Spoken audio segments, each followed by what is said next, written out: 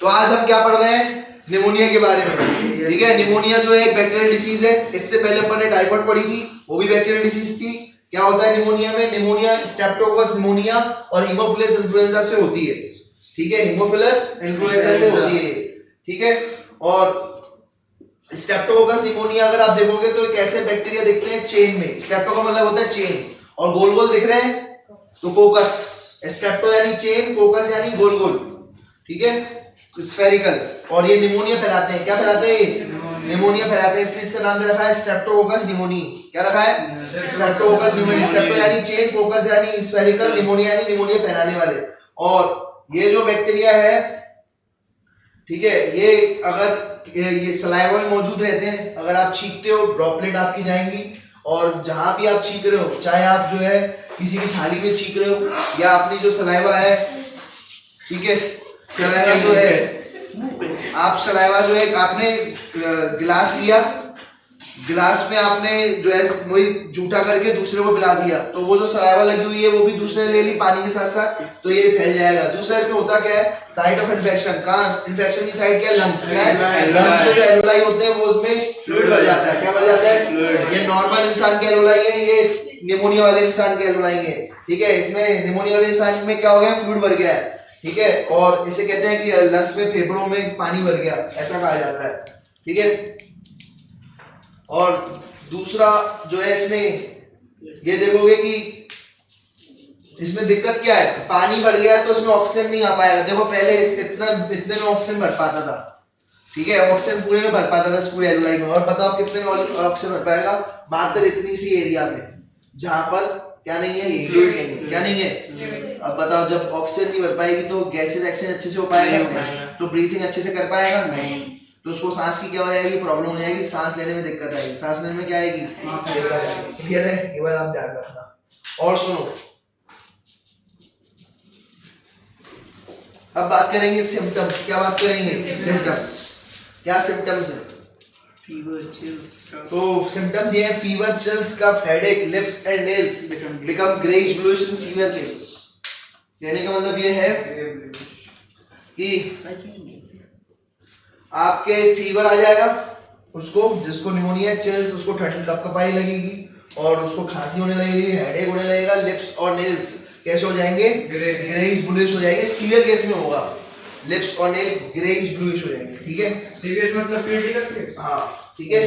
तो अब जो है इससे रिलेटेड क्वेश्चन जो है आपको याद रखना है, कौन सी ऐसी बैक्टीरियल डिसीज है? मैंने आपको बताया टाइफाइड और निमोनिया। ठीक है, ये बैक्टीरियल डिसीज है। दूसरा निमोनिया किस लिए होता है? बैक्टीरिया से होता है, और जो है डायबिटीज का, टाइफाइड का, ये आपको याद रखना है। और अब जो है वायरल डिसीज पढ़ेंगे। देखो वायरल डिसीज में भी आप यही चीज देखोगे। फ्री में आपको एक सलाह देता हूँ, कुछ भी अगर सिम्टम्स समझ में नहीं आए तो आप वहां पर क्या लिखे आओगे? हेडेक और फीवर लेके आओ और हेडेक लेके आओ। ठीक है, क्या लगा के आओगे फ्री में? कोई भी डिसीज हो उसमें फीवर तो आना ही आना है। क्यों आता है फीवर? कौन बताएगा? क्योंकि ब्लैक वाइल ज्यादा होता है। ब्लैक वाइल क्यों आता है fever? Black while, yellow while, blood या फिर उनमें से हो जाते हैं ना। हाँ, बैक्टीरिया घुस जाते हैं, फिर एंटीबॉडीज बनती है जो फाइट करती है।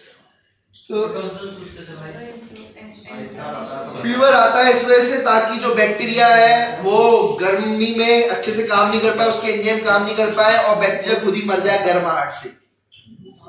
कभी आपने सुना होगा पसीना लाओ, गर्माहट लाओ, और अपने आप बैक्टीरिया जो होगा अंदर का मर जाएगा अंदर ही अंदर, और आप ठीक हो जाओगे। क्या हो जाओगे?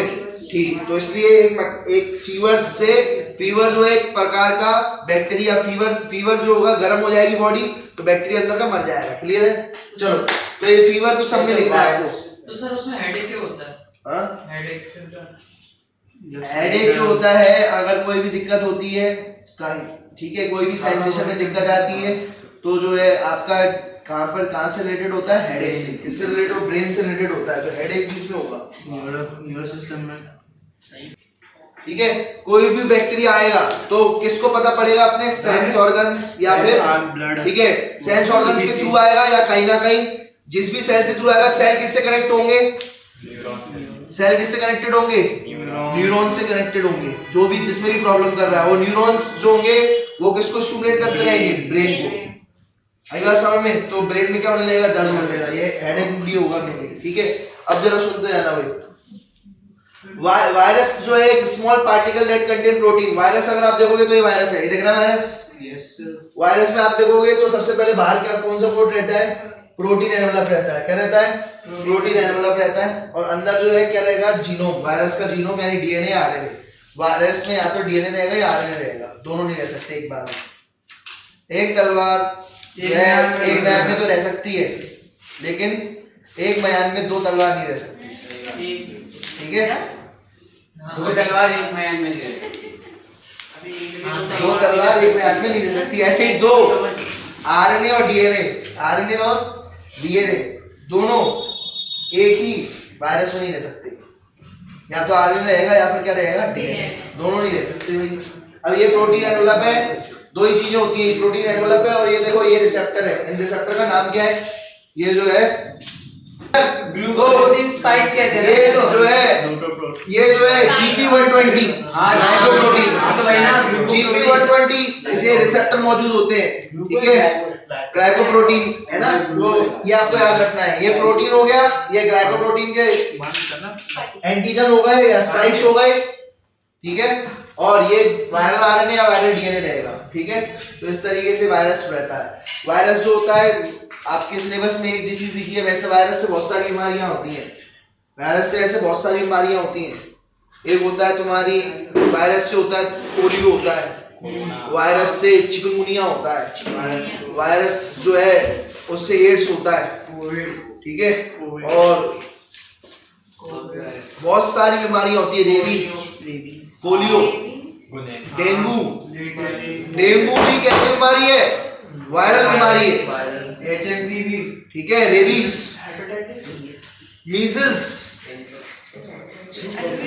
मीजल्स है ना, इन्फ्लुएंजा, इन्फ्लुएंजा, बहुत सारी ऐसी बीमारियां हैं। Small pox, herpes, rabies, HMPV sir, AIDS, bird flu, filariasis sir, ये HMPV sir, HMPV sir, dengue, cancer malaria, HMPV virus है, स्वाइन फ्लू, मलेरिया, सर इनको जानवर बचाओ तो बोल। मलेरिया, कोविड-19, मम्प्स।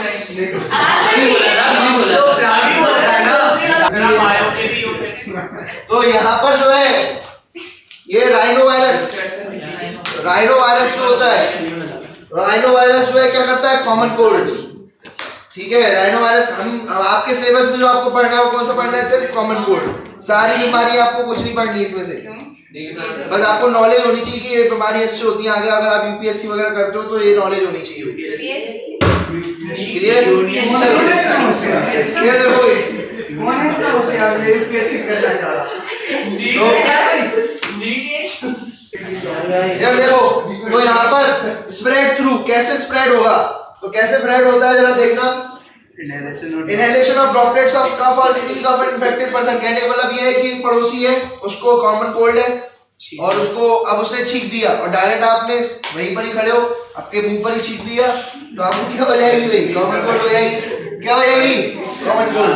या दूसरा ऐसी बात नहीं है, उसने तहजीब वाला था, क्या था, तहजीब वाला था, उसने छींका लेकिन हाथ रख के छींका, ठीक है। हाथ रख के छींका तो कोई ड्रॉपलेट आई नहीं आई, उसके हाथ में ड्रॉपलेट है, उससे शेक हैंड हो गया। क्या हो गया, और जब शेक हैंड हुआ तो फिर आप क्या कर रहे हो, नाक में रगड़ रहे हो, वही यार शेक हैंड वाला। या फिर तीसरा केस, उसने छींका और आ गया टेबल पर। किस पर आ गया, टेबल पर। और आप जो है टेबल पर आप जो है हाथ लगा रहे हो और फिर आपने गलती से हाथ कहाँ लगा दिया, दांत में लगा दिया, ठीक है, और आपने नाक में डाल दिया, तो भी आपको क्या हो सकती है, कॉमन कोल्ड। तो भी क्या हो सकती है भाई, कॉमन कोल्ड। आएगा समझ में। दूसरी,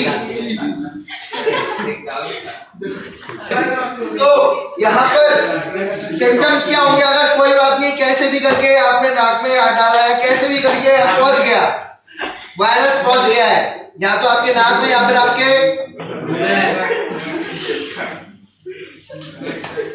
सब बढ़िया।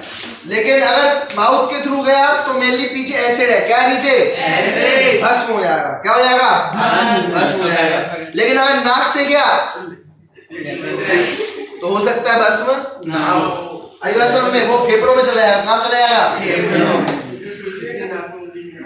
और सुनो, तो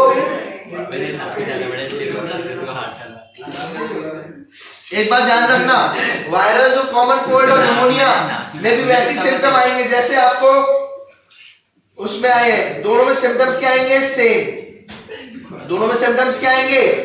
सेम सिम्टम्स आ जाएंगे। लगभग हेडेक होगा और जो है कफिंग होगी, हेडेक होगा, ठीक है, नाक बंद होगी, ठीक है, ये तो उसमें भी थे।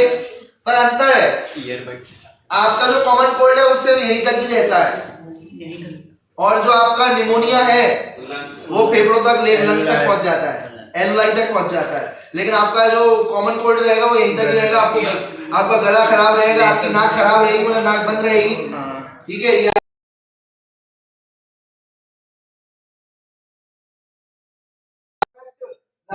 ये कॉमन कोल्ड और निमोनिया में आप इसमें क्या कर सकते हो? अंतर कर सकते हो। क्लियर है बात?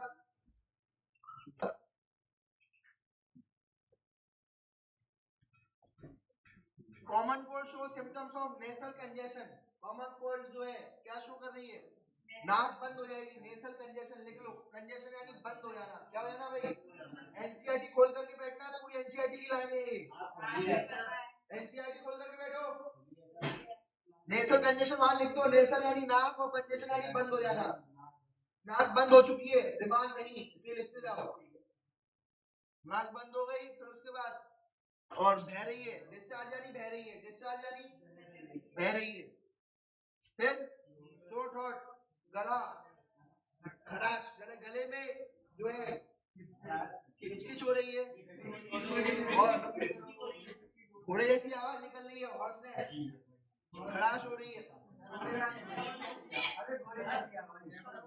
ठीक है। तो ये सारी चीजें होंगी भाई।